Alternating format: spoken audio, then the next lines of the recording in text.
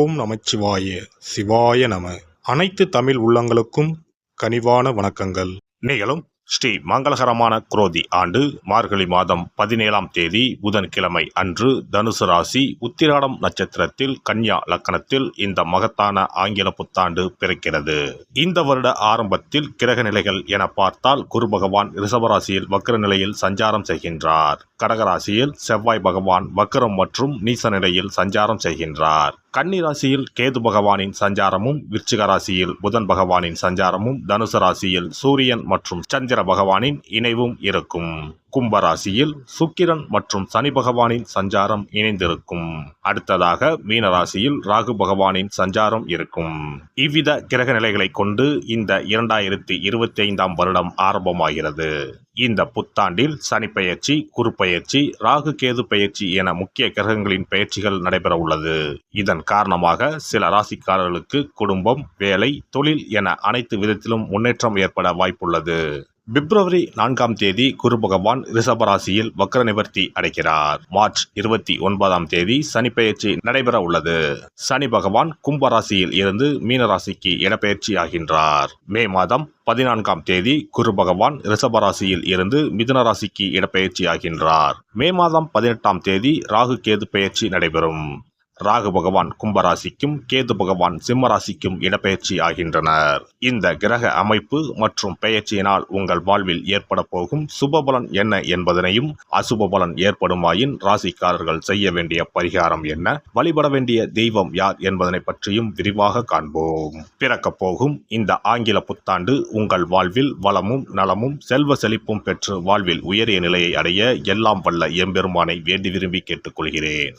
மகர ராசி அன்பர்களே, ராசிக்கு 3ஆம் வீட்டில் பயணம் செய்யும் ராகு பகவானால் புது தெம்புடன் செழிப்பான வாழ்க்கை அமையும். புது முயற்சிகள் யாவும் வெற்றி பெறும். தேவைகள் பூர்த்தியாகும். உங்களுடைய நீண்டகால கனவுகள், லட்சியங்கள் நிறைவேறும். பாக்கியஸ்தானத்தில் மோட்சத்தை கொடுக்கக்கூடிய கேது பகவானின் பயணம் இதுவரை தடைப்பட்டு நடக்காத காரியங்கள் அனைத்தையும் தடைகளை நீக்கி சுபமாக நடைபெறும். 2025ஆம் ஆண்டு மே மாதம் முதல் ராகு பகவான் குடும்பஸ்தானத்திற்கு வரப்போகிறார். பேசும் வார்த்தைகளில் கவனம் தேவை. வாக்கு கொடுத்து மாட்டிக்கொள்ளாதீர்கள். குரு பகவானின் பார்வை 2025ஆம் ஆண்டு மே மாதம் வரை கிடைப்பதால் திருமண சுபகாரியம் கைகூடும். மே மாதத்திற்கு பிறகு குரு பகவான் 6ஆம் வீட்டிற்கு செல்வதால் உடல் ஆரோக்கியத்தில் அக்கறை காட்டுவது அவசியம். நோய்கள் வெளிப்பட்டு குணமடையும். கடந்த 7.5 ஆண்டு காலமாக சனியால் ஏற்பட்ட சங்கடங்கள் விலகப் போகிறது. 7.5 சனி முடிவுக்கு வரப்போவதால் 2025ஆம் ஆண்டு மகிழ்ச்சி நிறைந்த ஆண்டாக மகர ராசிக்காரர்களுக்கு அமையப் போகிறது.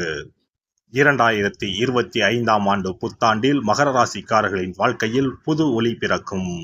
மார்ச் மாதத்திற்கு பின் சனி பகவான் பெயர்ச்சியால் 7.5 சனி விலக உள்ளது. இதன் காரணமாக உங்களின் செயலில் சிறப்பான முன்னேற்றமும் திருப்தியும் ஏற்படும். இந்த ஆண்டில் நீங்கள் நினைத்ததை விட அதிகமாக சம்பாதிக்க முடியும். மகாலட்சுமி தேவியின் அருளால் நீங்கள் கடன் தொல்லையிலிருந்து விடுபடுவீர்கள். அதிர்ஷ்டம் உங்களுக்கு சாதகமாக அமையும். உங்கள் வேலை மற்றும் தொழிலில் புதிய உயரங்களை எட்ட முடியும். வேலை தேடுபவர்களுக்கு நல்ல வாய்ப்புகள் அமையும். பெரிய நிறுவனத்தில் பெரிய பொறுப்பில் அமருவீர்கள். உங்கள் கனவு நிறைவேறும். முயற்சிக்கு ஏற்ப முன்னேற்றம் பிறக்கும். உறவுகளுடன் அனுசரித்து நடந்து கொள்வது நல்லது. சோம்பலால் சில செயல்களில் தாமதம் ஏற்படும். மறதி சார்ந்த பிரச்சனைகள் தோன்றி மறையும். எந்த சூழ்நிலையும் சமாளிக்கும் தன்னம்பிக்கை உண்டாகும். சுகபோக விஷயங்களில் நாட்டம் ஏற்படும். சமூக பணிகளில் இருப்பவர்களுக்கு செல்வாக்கு அதிகரிக்கும். உடன் பிறந்தவர்களின் மூலம் அனுகூலம் உண்டாகும். பலதரப்பட்ட மக்களின் தொடர்பு கிடைக்கும். வழக்கு சார்ந்த பணிகளில் எதிர்பார்ப்புகள் நிறைவேறும். வெளிவட்டாரத்தில் செல்வாக்கு அதிகரிக்கும். மனை சார்ந்த செயல்களில் ஆதாயம் உண்டாகும். குடும்ப உறுப்பினர்களின் ஒத்துழைப்பு கிடைக்கும். பயணங்களின் மூலம் புதிய அனுபவம் ஏற்படும். தொழில் நிமித்தமான புதிய சிந்தனைகள் உண்டாகும். அரசு தொடர்பான பணிகளில் கால தாமதம் ஏற்படும். உடல் ஆரோக்கியத்தை பொறுத்தவரை அவ்வப்போது சிறு சிறு இன்னல்கள் ஏற்பட்டு நீங்கும். சிந்தனையின் போக்கில் கவனம் தேவை. பழைய நினைவுகளால் ஒருவிதமான பதற்றம் ஏற்பட்டு நீங்கும். தியானம் மற்றும் சிறு அளவிலான உடற்பயிற்சிகளை மேற்கொள்ளவும். வாகன பழுதுகளை அவ்வப்போது சரி செய்து கொள்ளவும். பெண்களை பொறுத்தவரை சகோதரர் வழியில் மகிழ்ச்சியான செய்திகள் கிடைக்கும். சிறுதூர பயணங்களின் மூலம் புதிய அனுபவம் ஏற்படும். சுபகாரியம் தொடர்பான எண்ணங்கள் அலைச்சலுக்கு பின்பு கைகூடும். விலை உயர்ந்த பொருட்களில் கவனம் வேண்டும். நுட்பமான பணிகளை துரிதமாக செய்து முடிப்பீர்கள். செல்வ சேர்க்கை தொடர்பான எண்ணங்கள் கைகூடும். வியாபார பணிகளில் லாபகரமான வாய்ப்புகள் அமையும். மாணவர்களுக்கு விளையாட்டு தொடர்பான விஷயங்களில் புதிய அனுபவம் ஏற்படும். உயர்கல்வியில் சிறு சிறு குழப்பங்கள் தோன்றி மறையும். கணிதம் சார்ந்த விஷயங்களில் ஆர்வம் அதிகரிக்கும். நபர்களின் தன்மை அறிந்து நட்பு கொள்ளவும். மறதி தொடர்பான சிக்கல்கள் தோன்றி மறையும்.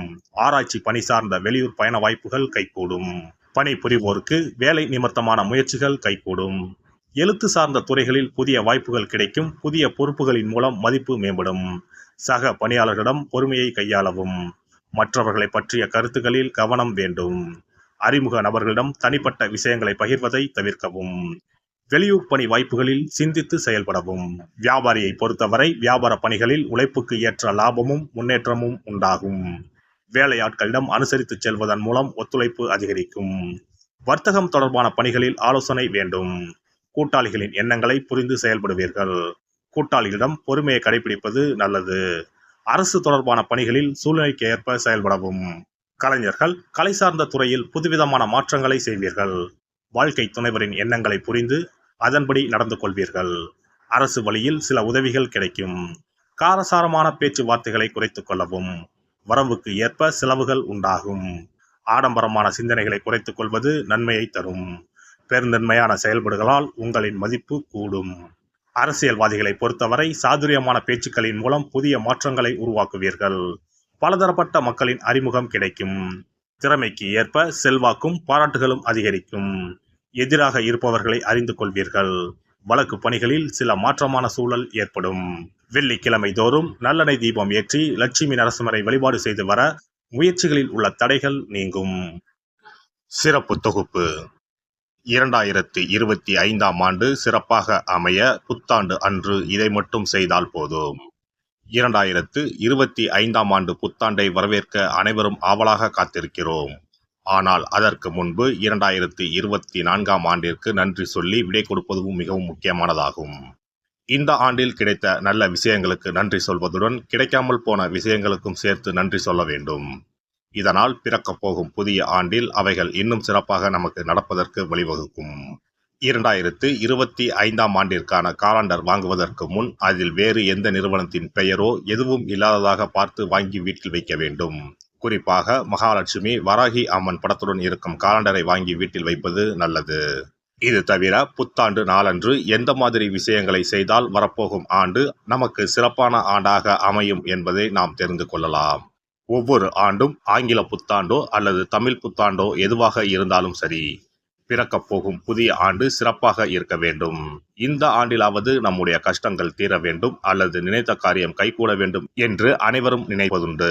ஆண்டு முழுவதும் நல்லபடியாக அமைய புத்தாண்டு அன்று நாம் சில விஷயங்களை மேற்கொள்ள வேண்டியது ரொம்ப முக்கியம். இதனால் புதிய ஆண்டு உங்களுக்கு ஆரோக்கியம், சந்தோஷம், செல்வ வளம் நிறைந்த ஆண்டாக அமையும். புத்தாண்டு அன்று காலையில் எழுந்தவுடனேயே நாம் குளித்து விடுவோம். அப்படி நாம் குளிப்பதற்கு முன் குளிக்கின்ற நீரில் 3 முக்கியமான பொருட்களை சேர்ப்பது மிகவும் நல்லது. அந்த தண்ணீரில் முதலில் சிறிது கல்லுப்பை சேர்க்க வேண்டும். கல்லுப்பு நமக்கு இருக்கும் கண் திருஷ்டி, எதிர்மறை ஆற்றல்கள் ஆகியவற்றை அகற்றிவிடும். அடுத்ததாக சிறிது மஞ்சள் தூளை அதில் சேர்க்க வேண்டும். இதுவும் எதிர்மறை ஆற்றல்களை நீக்கி வாழ்வில் மங்களங்களை நிறைய செய்யும். மூன்றாவதாக சிறிது சுத்தமான பாலை சேர்க்க வேண்டும். அது பசும்பாலாக இருப்பது மிகவும் சிறப்பானது. இவை மூன்றுமே மகாலட்சுமியின் அம்சமானவை என்பதால் இவற்றை நீரில் கலந்து குளித்தால் அந்த ஆண்டு முழுவதும் நமக்கு மகாலட்சுமியின் கடாட்சம் கிடைக்கும். அடுத்ததாக புத்தாண்டு அன்று காலையில் வீட்டின் வாசலில் சிறிதளவு மஞ்சள் தடவி அதன் மீது அரிசி மாவில் கோலமிட வேண்டும். அதன் மீது ஒரு அகலில் மஞ்சள் நிற திரியிட்டு நெய் விட்டு தீபம் ஏற்ற வேண்டும். அதற்கு பிறகு வீட்டிற்குள் நல்லெண்ணெய் தீபம் ஏற்றி அன்னாசி பூ நறுமணம் கொண்ட ஊதுபத்தியை ஏற்றி வைத்து வழிபட வேண்டும். இந்த ஆண்டில் வராகி அம்மனை வழிபடுவது சிறப்பானது. இதனால் வெற்றிகளும் மகிழ்ச்சிகளும் கூடும். அதேபோல் புத்தாண்டு அன்று இரவு 9 மணிக்குள் சில முக்கியமான பொருட்களை வீட்டின் பூஜை அறையில் வாங்கி வைத்து வழிபடுவதால் வீட்டின் பொருளாதாரத்தை அதிகரிக்க செய்யும். ராகு காலம், யமகண்டம் இல்லாத நேரம் புதிதாக தேங்காய் ஒன்றை வாங்கி வீட்டின் பூஜை அறையில் வைத்து வழிபட வேண்டும். அதன் பிறகு அதை எடுத்து சமையலுக்கு பயன்படுத்திக் கொள்ளலாம். தேங்காய் மங்களத்தின் அடையாளமாக கருதப்படுகிறது. இந்த பொருளை வீட்டில் வாங்கி வைப்பது மிகவும் நல்லது.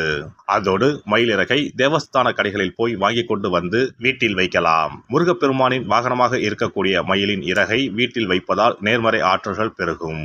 அடுத்ததாக ஒரு கைப்பிடி அளவாவது பச்சரிசியை வாங்கி வீட்டில் வைத்து வழிபடலாம். கடைசியாக லட்சுமி குபேரர் சிலையை வாங்கி வைக்கலாம். லட்சுமி குபேரர் சிலை கிடைக்காவிட்டாலும் லட்சுமி குபேரர் படத்தையாவது வாங்கி வைத்து வழிபடுவது சிறப்பு. இதனால் ஆண்டு முழுவதும் வீட்டில் செல்வம் பெருகிக் கொண்டே இருக்கும்.